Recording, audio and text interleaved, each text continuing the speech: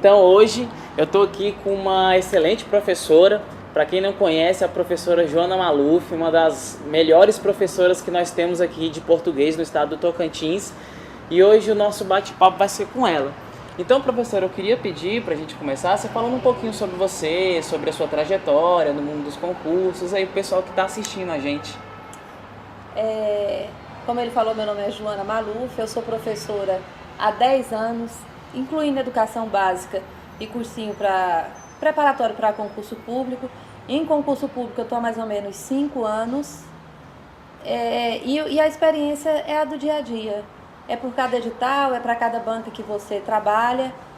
Tem 1 ano e meio que eu estou morando aqui em Palmas e recente agora eu estou trabalhando no Matriz. Dentro do seu tema, português, quais são os assuntos que você percebe que mais caem em prova, os assuntos mais recorrentes, dentro do, né, os tops assim, que você vê que geralmente mais caem nas provas? Olha, o candidato, quando ele vai fazer concurso, e ele sabe que ele vai ter prova de língua portuguesa, porque é a disciplina geral para todos os concursos, com exceção de juiz, ele tem que pensar primeiro na banca que vai fazer, porque essa questão do conteúdo depende muito da banca. Se você pegar um CESP, vai ser um tipo de conteúdo; se você pegar Sesgran Rio, vai ser outro tipo de conteúdo. Numa visão geral, as bancas continuam focando leitura e interpretação. Agora, se eu tiver que ressaltar um que é comum a todas as bancas, independente se for uma banca de Universidade Federal ou uma banca particular, uma instituição, conjunção, elementos de coesão, coerência e coesão, hoje é o assunto mais cobrado. E por incrível que pareça, é o assunto que os alunos têm mais dificuldade. Talvez porque esteja ligado à leitura e interpretação. Então envolve a pessoa já ter o hábito de ler, o hábito etc, de ler, né? E saber interpretar. Saber interpretar também. Agora, dentro de português também, de língua portuguesa, qual é o assunto que você verifica assim, que os alunos apresentam mais dificuldade para aprender? Ortografia. Ortografia, que é a forma como a gente escreve. A forma adequada, padrão. Mesmo que a linguística, ela defende a forma como você fala, ela não se aplica à escrita. Nós temos a ABNT, nós temos a Academia Brasileira de Letras, que faz a regulação disso tudo. Então, querendo ou não, quando o aluno vai escrever mussarela, e ele escreve mussarela com 2 S, ele está escrevendo errado. Mesmo que lá onde ele compra a pizza está escrito assim, no supermercado está escrito com 2 S, está escrito errado. Mussarela é com C cedilha. Mesmo que você vá à internet, porque a moda é essa, né? Fiquei na dúvida, vou para onde? Vou para a internet. Mesmo que lá na internet defenda-se a ideia de que mussarela escreve com SS, está errado. Mussarela se escreve com C cedilha, porque a ABL, que é a Academia Brasileira de Letras, no seu dicionário, normatiza isso. Então eu posso pensar diferente, você pode pensar diferente e a internet pensar de outra forma. O que determina é a regra, e a regra é clara, é com C cedilha, não tem para onde ir não. Essa regra a gente encontra ela onde? Esse é o desafio. Porque, por exemplo, eu coloco sempre a ortografia como um desafio para se aprender língua portuguesa, porque não tem regra.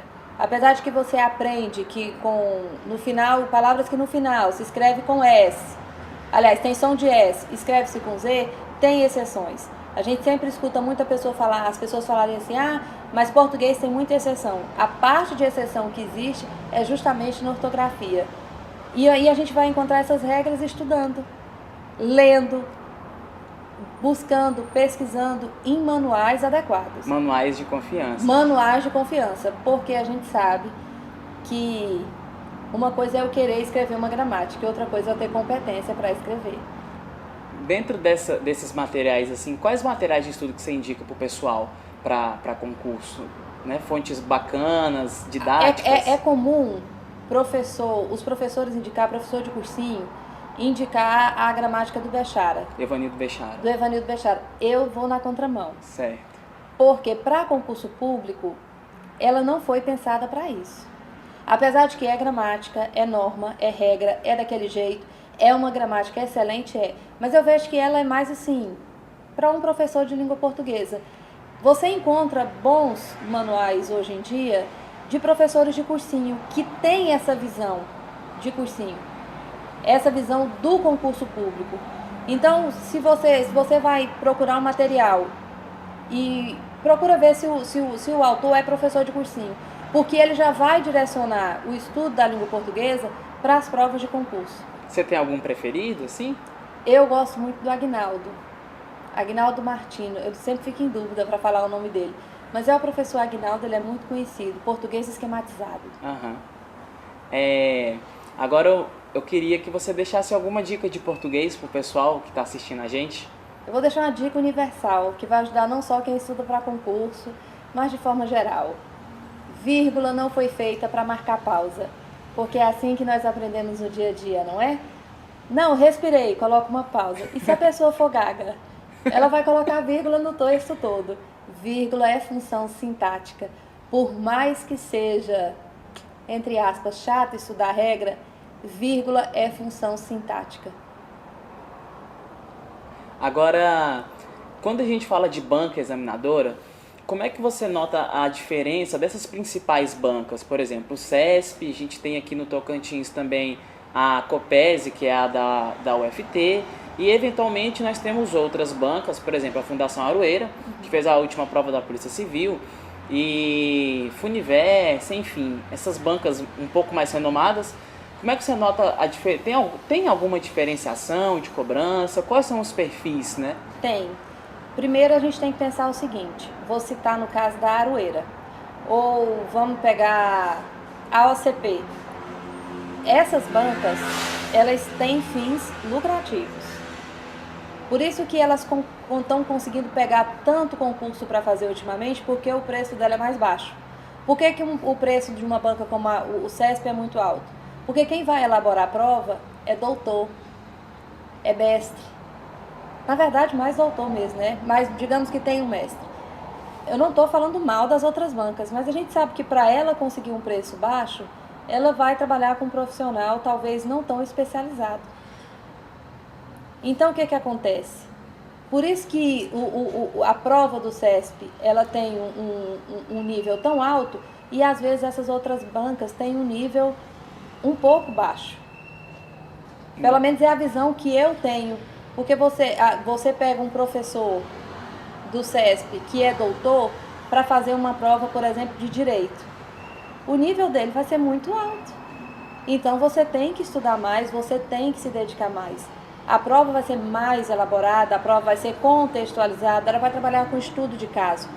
Em detrimento disso, se você pega uma banca particular, não estou falando mal do profissional, mas ele já não tem essa formação, ele já não tem essa visão para concurso público.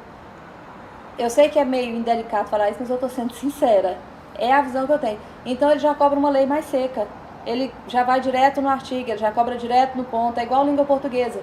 Se você pega uma prova do CESP de língua portuguesa, ele contextualiza a questão.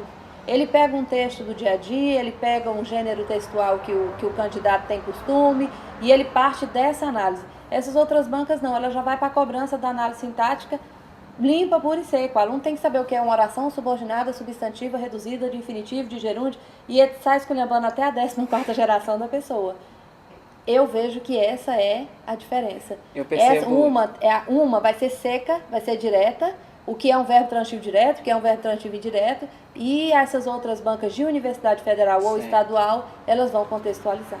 Eu percebo que nessas bancas, que elas são de universidades, o aluno, a princípio, ele não quer fazer aquela prova. Mas depois de um tempo estudando, reflexo disso que você falou, eles acabam se adaptando e eles não querem mais depois fazer provas de bancas que não seguem mais aquele padrão de um raciocínio, talvez, que quando ele está estudando, que ele pega ali o fio da meada mesmo, ele consegue dar continuidade, né? Ele aprende a ler o perfil da banca. Porque, querendo ou não, quando você pega uma prova do CESP, vai mudar a pergunta, mas a estrutura da prova é a mesma. Então, não é aquela questão de que você vai... A gente teve uma experiência recente, um concurso aqui, que todos os professores foram unânimes. A gente preparou o aluno para uma coisa que a gente já está acostumado e quando o aluno chegou lá foi outro. Porque a banca não tem tradição de fazer concurso público, ela não tem um perfil definido e aí você cai naquela situação de quando nós estudávamos.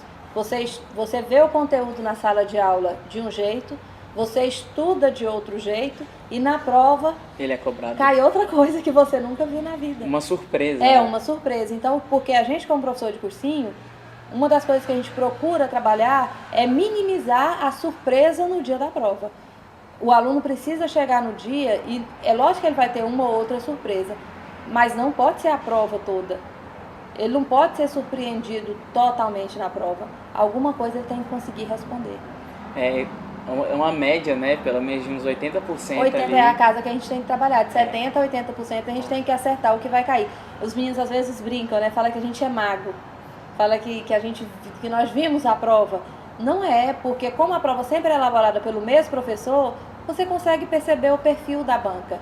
Tem banca que nos surpreende. Por exemplo, você citou a Copese, que é aqui no estado de Tocantins. Eu sempre brinco que tem o CESP, que é o CESP, que caiu um pouco de nível, assim, eu achei que ele deu uma maneirada um pouco mais, principalmente nas correções de redação. E tem a Copese aqui no Tocantins, que não é uma banca suave.